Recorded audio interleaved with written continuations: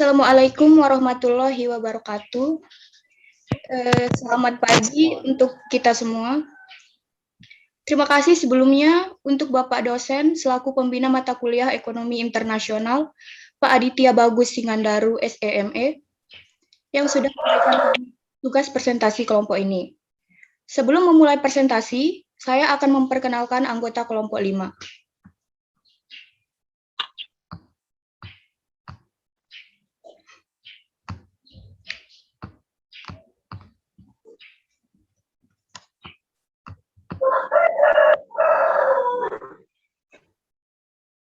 Anggota kelompok 5. Yang pertama, Dea Anissa, saya sendiri sebagai moderator. Yang kedua, Tiza Zikria Az-Zuhra sebagai pemateri. Yang ketiga, Hilda Zahara sebagai pemateri. Salim sebagai pemateri dan Rizka Dwi Amanda Pratiwi juga sebagai pemateri. Baik, selanjutnya kami langsung saja menyampaikan materinya. Untuk materi pertama yaitu perkembangan sistem moneter internasional. Sistem moneter internasional ini merupakan sistem keuangan yang berlaku untuk semua negara di dunia, yang membahas tentang pembayaran atas transaksi lintas negara. Sistem moneter internasional yang berfungsi dengan baik akan memfasilitasi perdagangan internasional dan investasi serta mempermudah adaptasi terhadap perubahan. Selanjutnya di sini perkembangan sistem moneter internasional itu ada 3. Yang pertama standar emas atau gold standard, yang kedua zaman Bretton Woods, dan yang ketiga Dirty Float atau Managed Float System atau sistem kurs mengambang terkendali. Perkembangan sistem moneter internasional yang pertama dan yang kedua akan disampaikan oleh Saudara Salim. Kepadanya dipersilahkan. Baiklah, saya akan menjelaskan mengenai perkembangan sistem moneter internasional. Yang pertama adalah standar emas, gold standard.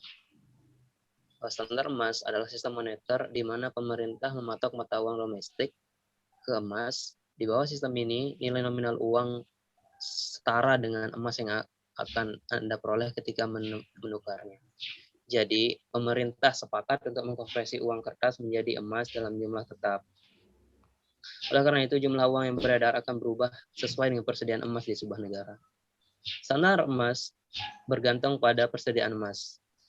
Negara yang miskin mineral emas tidak serta-merta kaya karena tidak menambang emas.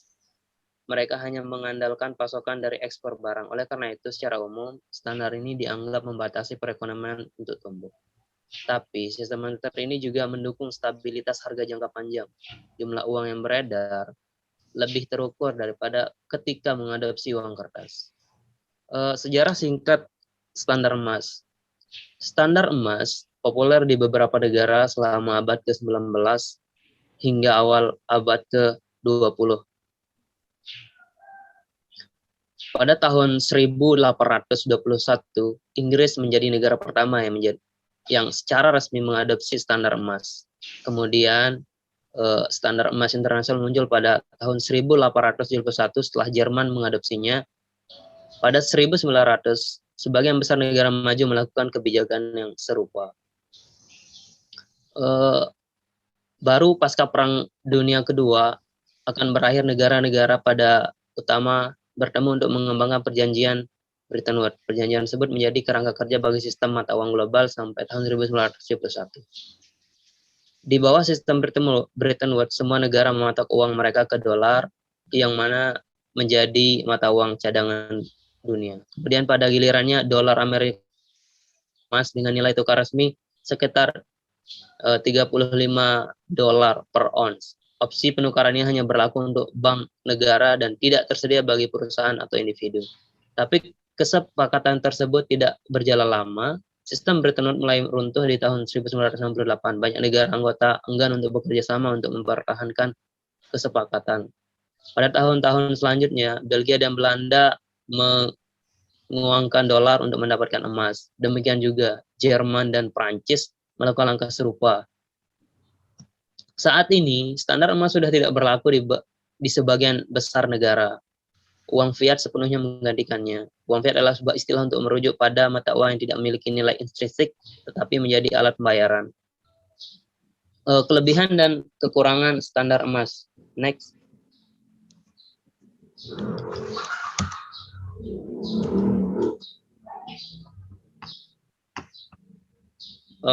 Emas telah menjadi bagian yang penting dalam sistem nilai tukar. Itu menjadi mata uang dan telah menjadi salah satu aset untuk menyimpan nilai. Tidak seperti uang kertas, emas memiliki nilai intrinsik, semua orang mengakuinya berharga, bahkan jika tidak ada jaminan dari pemerintah. Ada beberapa kelebihan dan kekurangan dari standar emas ini. Kelebihan pertama, memungkinkan stabilitas harga jangka panjang. Di bawah standar ini, pasokan uang akan lebih terkendali. Kelebihan yang kedua, mengurangi ketidakpastian perdagangan internasional. Di bawah standar emas, nilai tukar internasional tetap antara negara yang berpartisipasi. Ketika mengimpor, sebuah negara secara tidak langsung membayarnya dengan emas. Itu mengurangi jumlah uang beredar. Meskipun demikian, standar emas juga memiliki kekurangan atau kelemahan.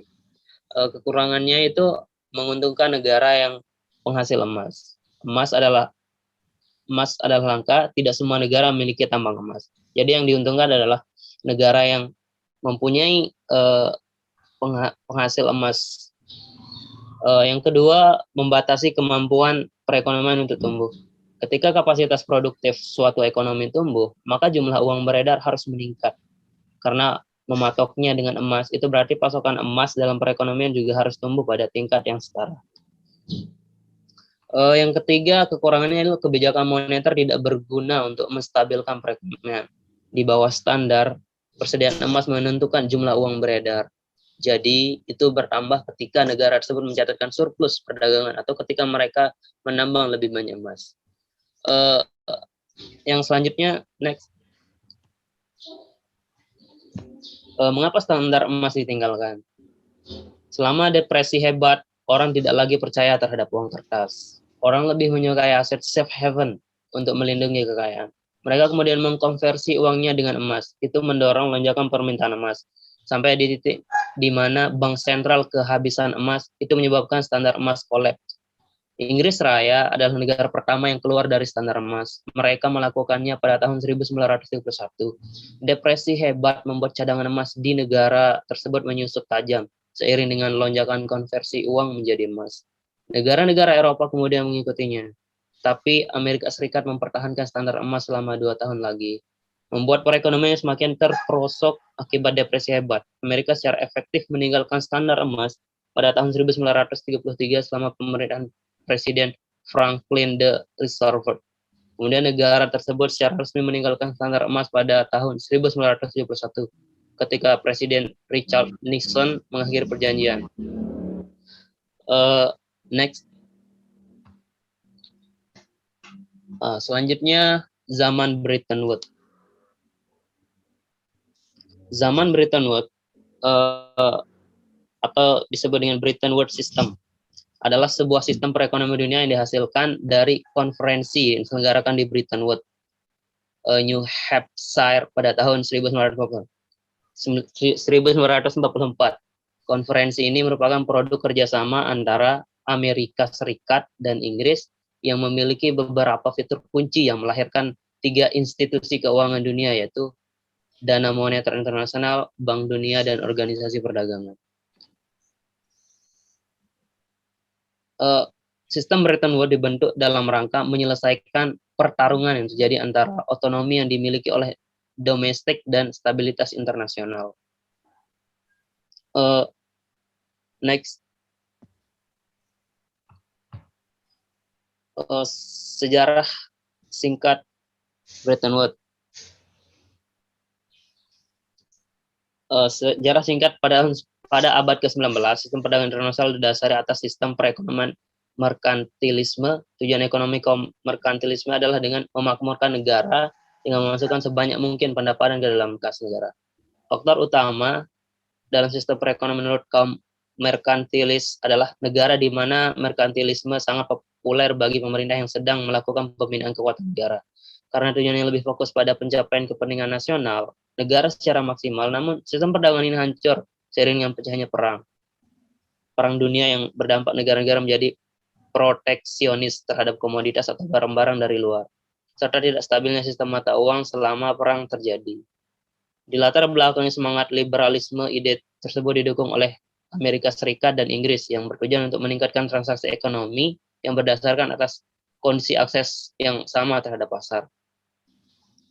Dan semangat liberalisme tersebut mendorong diselenggarakan konferensi di Britain 1944. Tujuan konferensi Bretton Woods. Terdapat dua tujuan utama konferensi Bretton Woods. Yang pertama, mendorong pengurangan tarif dan hambatan lain dalam perdagangan internasional. Dan yang kedua, menciptakan kerangka ekonomi global untuk meminimalisir konflik ekonomi yang terjadi di antara negara-negara yang salah satu bagiannya adalah mencegah terjadinya Perang Dunia Kedua. Selanjutnya, institusi keuangan dunia. Ada beberapa selama tujuan yang telah disebutkan, konferensi Bretton Woods juga menghasilkan 3 badan ekonomi internasional. Yang pertama, Dana Moneter Internasional, yang dimana Dana Moneter Internasional ini juga sering disebut dengan International Monetary Fund atau IMF, didirikan pada tahun 1945 dengan ditandatanganinya pasal-pasal di dalam perjanjian yang merupakan hasil konferensi Bretton Woods. Dan mulai beroperasi pada tahun 1947, mandat yang diberikan kepada institusi ini sesuai dengan yang tertera di dalam pasal 1 dari pasal asli perjanjian adalah: pertama, meningkatkan kerjasama moneter internasional. Yang kedua, memfasilitasi upaya perluasan dan pertumbuhan yang seimbang dari perdagangan internasional dan mendorong peningkatan derajat buruh dan pemasukan sektor real dan mendorong sumber daya yang produktif sebagai objek utama bagi kebijakan ekonomi setiap anggota. Yang ketiga, meningkatkan stabilitas nilai tukar. Yang keempat, membantu pembentukan sistem pembayaran yang bersifat multilateral. Yang kelima, mereka kesempatan untuk memperbaiki persoalan dalam neraca pembayaran tanpa menggunakan langkah-langkah yang memperburuk kesejahteraan nasional. Yang keenam, berdasarkan hal-hal tersebut di atas, IMF bertujuan untuk mempercepat penyelesaian krisis yang disebabkan oleh ketidakseimbangan neraca pembayaran negara-negara anggota. Yang kedua, institusi keuangan dunia yang dibentuk adalah Bank Dunia. Bank Dunia atau sering disebut dengan World Bank merupakan institusi keuangan yang semula bernama International Bank of Reconstruction dan Development yang didirikan bersama-sama dengan institusi dana moneter. Pada konferensi Bretton Woods tahun 1944 ada beberapa tujuan dari dibentuknya Bank Dunia. Yang pertama, membantu negara-negara anggota dalam hal pembangunan dan rekonstruksi. Yang kedua, meningkatkan investasi swasta asing dalam lingkup peningkatan garansi dan partisipasi dalam peminjaman dan investasi jenis lain yang dibuat oleh investor swasta. Yang ketiga, menyediakan keuangan yang diperuntukkan bagi tujuan produktif. Yang keempat, meningkatkan keseimbangan pertumbuhan jangka panjang dalam perdagangan internasional. Yang kelima, mengatur kebijakan dasar dalam rangka memberikan prioritas kepada proyek yang memiliki lebih banyak nilai manfaat dan nilai kepentingan. Yang keenam, membangun operasi yang bertujuan untuk efek investasi internasional dalam hal kondisi bisnis di negara anggota. Yang ketiga, institusi keuangan dunia, yaitu perjanjian umum mengenai tarif dan perdagangan. Perjanjian umum mengenai tarif dan perdagangan sering disebut dengan General Agreement on Tariffs and Trade adalah sebuah institusi yang dihasilkan melalui konferensi Bretton Woods, namun tidak pernah memasuki masa pemberlakuan dan beroperasi di bawah naungan protokol mengenai provisi aplikasi yang ditenangi oleh 23 negara pada tahun 1947. Namun institusi ini berubah nama menjadi Organisasi Perdagangan Dunia atau disebut World Trade Organization, yang merupakan institusi resmi yang didirikan pada 1 Januari 1995 melalui putaran Uruguay setelah melalui serangkaian negosiasi panjang sama kurang lebih 7 tahun. Tujuan dari didirikannya institusi ini adalah untuk membuat prinsip-prinsip umum dan aturan-aturan dalam rangka meliberalisasi perdagangan internasional melalui perjanjian multilateral dengan mereduksi hambatan-hambatan yang dibuat oleh masing-masing negara.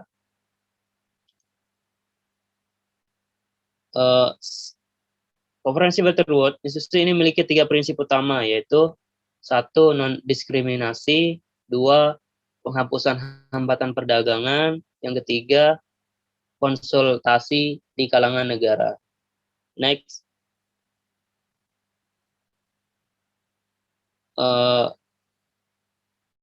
Yang terakhir, selanjutnya, keruntuhan sistem Bretton Woods. Sistem Bretton Woods bubar pada tahun 1976 setelah beberapa negara di Eropa mengalami kehancuran ekonomi, sehingga tidak lagi bisa menjadi partner perdagangan Amerika Serikat. Di samping itu, resesi ekonomi dunia yang berlangsung besar-besaran pada periode waktu itu telah mendorong negara di dunia untuk mengedepankan kepentingan nasionalnya masing-masing. The Fed tergiur menciptakan dolar melebihi kapasitas emas yang dimilikinya. Akibatnya terjadi krisis kepercayaan masyarakat dunia terhadap dolar Amerika Serikat. Hal tersebut ditandai dengan peristiwa penukaran dolar secara besar-besaran oleh negara Eropa. Sekian dari saya. Selanjutnya akan disampaikan oleh teman saya. Baik, terima kasih kepada Saudara Salim. Pemateri selanjutnya adalah Hilda Zahra. Kepadanya dipersilahkan.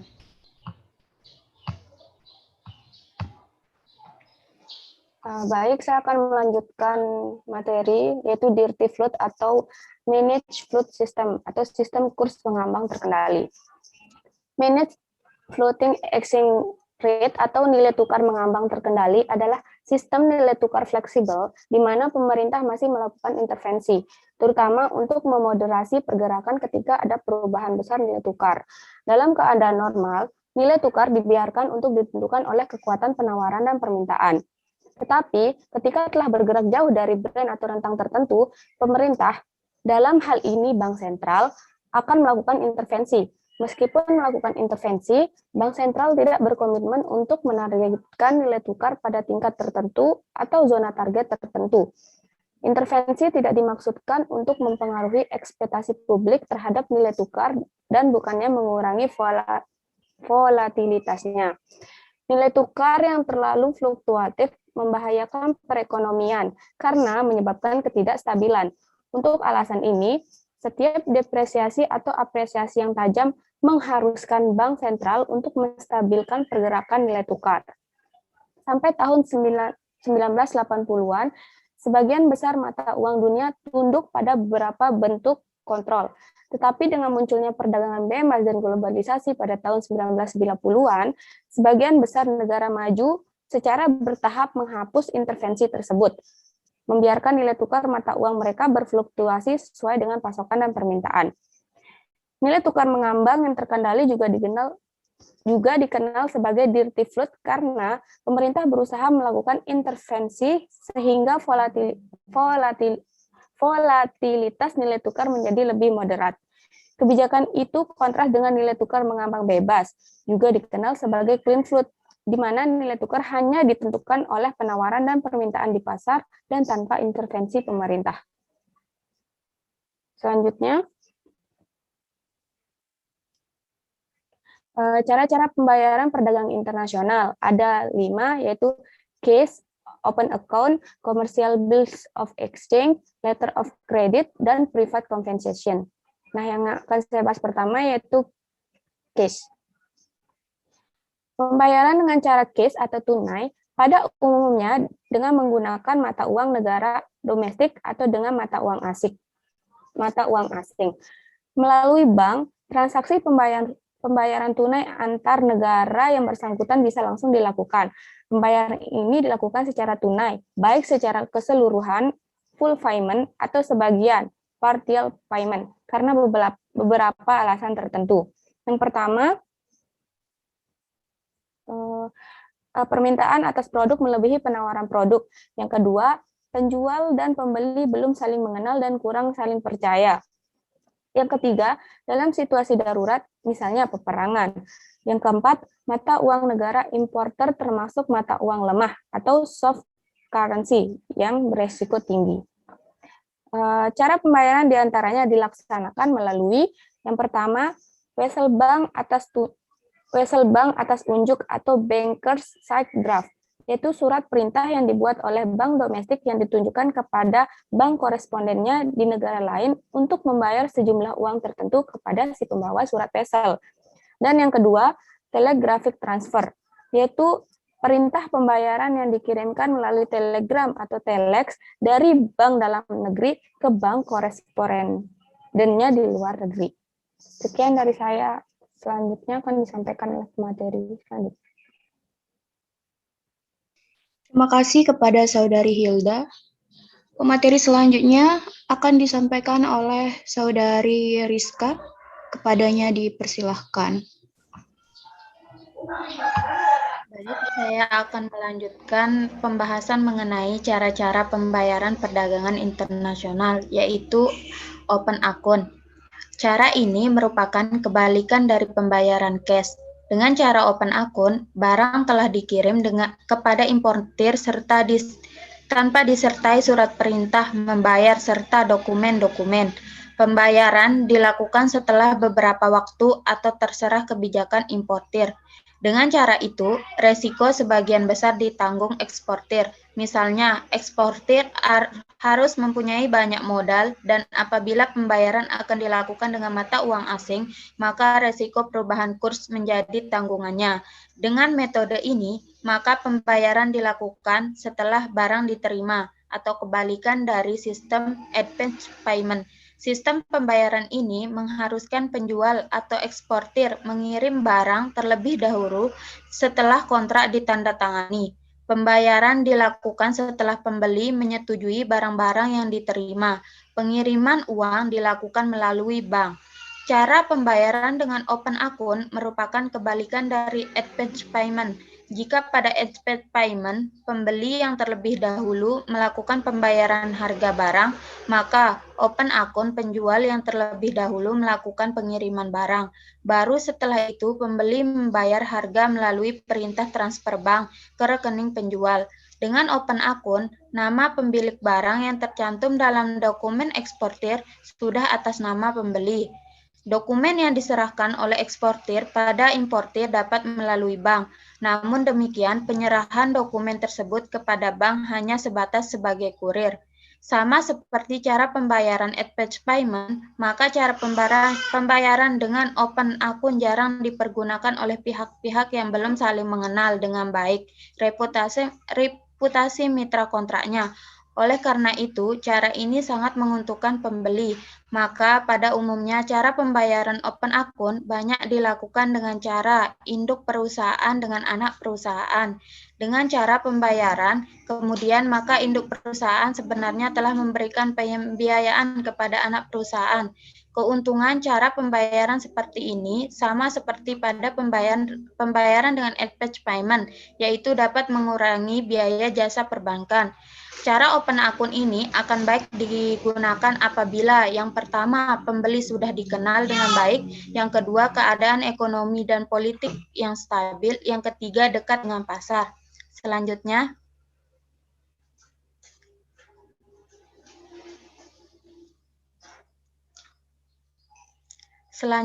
commercial bills of exchange. Cara ini yang paling umum dipakai yang biasanya disebut drafts atau trade bills. Trade bill adalah surat yang ditulis oleh penjual yang berisi perintah kepada pembeli untuk membayar sejumlah uang tertentu pada waktu tertentu di masa datang, yang biasanya disebut trade draft. Surat perintah semacam ini sering disebut wesel. Apabila si pembeli menyetujui, maka dia membubuhkan tanda tangan pada draft tersebut, sehingga draft tersebut dapat diperjualbelikan. Surat perintah semacam itu sering disebut wesel. Jenis-jenis pada drafts yaitu yang pertama, clean drafts, yaitu draft yang tidak disertai jaminan dokumen barang. Yang kedua, documentary drafts, yaitu draft yang disertai jaminan dokumen. Pengiriman serta asuransi barang, kapan waktu pembayaran itu dilakukan disebut tenor atau usance. Dalam hubungan dengan tenor atau usance, maka draft dapat dibagi dalam 3. Yang pertama, such draft, yaitu draft yang dibayar sesaat setelah diperlihatkan pada pembeli. Kemungkinan pembayarannya sebelum barangnya tiba di tempat pembeli sebab draft dikirim melalui kapal laut. Yang kedua, arrival drafts, yaitu draft yang dibayar sesaat setelah barangnya tiba. Yang ketiga, date draft, yaitu draft yang pembayarannya dilakukan pada tanggal tertentu atau beberapa hari setelah tanggal tersebut. Sekian, selanjutnya akan disampaikan oleh pemateri selanjutnya. Terima kasih kepada Saudari Rizka. Pemateri terakhir akan disampaikan oleh Saudari Tiza. Kepadanya dipersilahkan.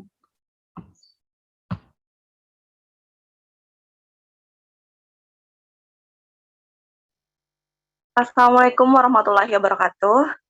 Selanjutnya saya akan menjelaskan mengenai cara-cara pembayaran perdagangan internasional, yaitu letter of credit.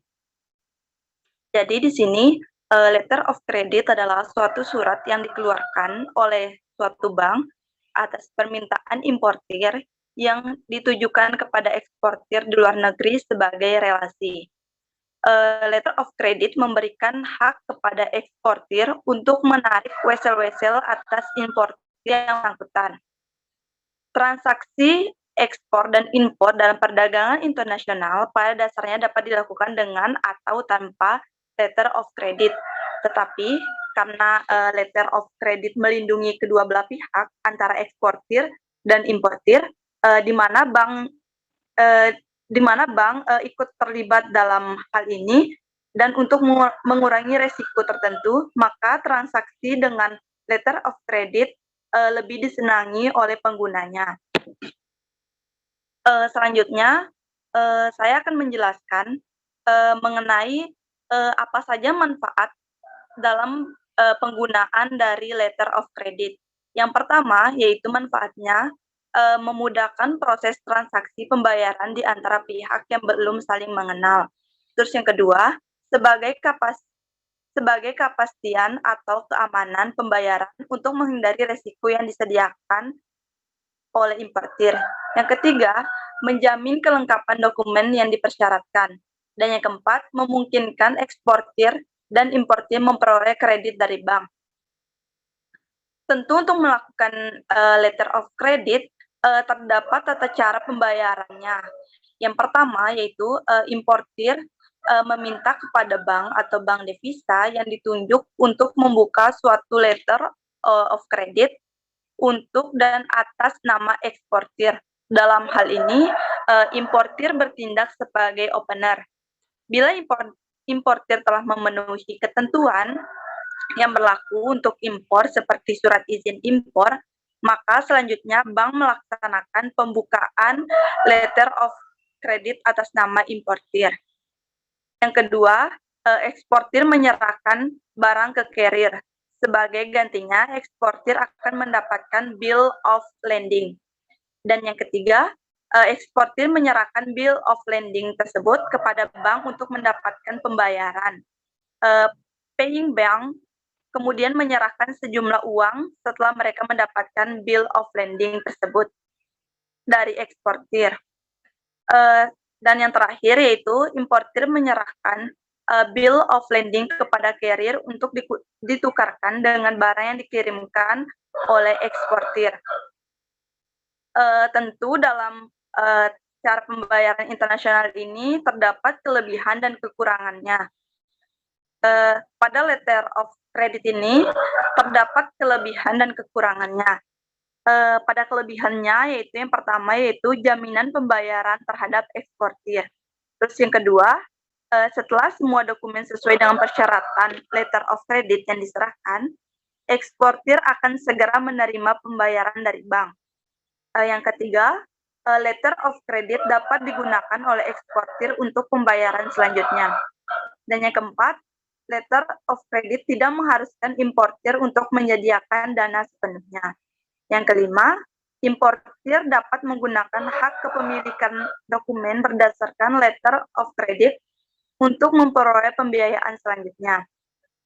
Dan kekurangannya yaitu yang pertama yaitu tidak ada jaminan terhadap importir bahwa barang yang dipesan akan sesuai dengan barang yang dikapalkan. Terus yang kedua, diperlukan waktu untuk memproses surat-surat yang diperlukan melalui bank. Dan yang ketiga, ada beberapa biaya bank yang harus dibayarkan oleh importir. Oke, next.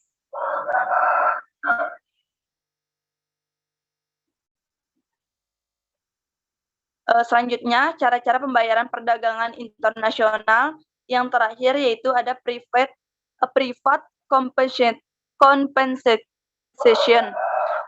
Kompensasi pribadi adalah cara pembayaran dengan mengalihkan penyelesaian utang piutang pada seorang penduduk dalam suatu negara tempat penduduk tersebut tinggal.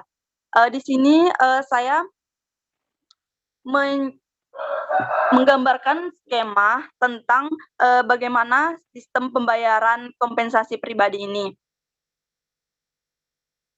Di sini terdapat contohnya ada terjadi ekspor dan impor antara Indonesia dan Inggris, di mana pada impor yaitu negara Indonesia dan ekspor yaitu pada negara Inggris. Jadi dari skema kita bisa baca bahwa pembeli yaitu negara Indonesia mengimpor barang dari penjual yaitu dari negara Inggris sehingga memiliki utang. Terus yang keduanya itu pembeli yaitu dari negara Inggris mengimpor barang dari penjual negara Indonesia sehingga memiliki utang. Dan yang ketiga yaitu pelunasan utang dalam suatu negara. Jadi dalam kedua negara tersebut terjadi kegiatan impor dan ekspor. Dan dalam kegiatan ini terjadi pelunasan utang dalam suatu negara. Tetapi perlu diketahui bahwa cara pembayaran ini digunakan di Indonesia sekitar tahun 1960-an. Dan sekarang sudah tidak banyak lagi digunakan dalam perdagangan internasional. Sekian dari saya, terima kasih. Saya kembalikan ke moderator. Baik, terima kasih.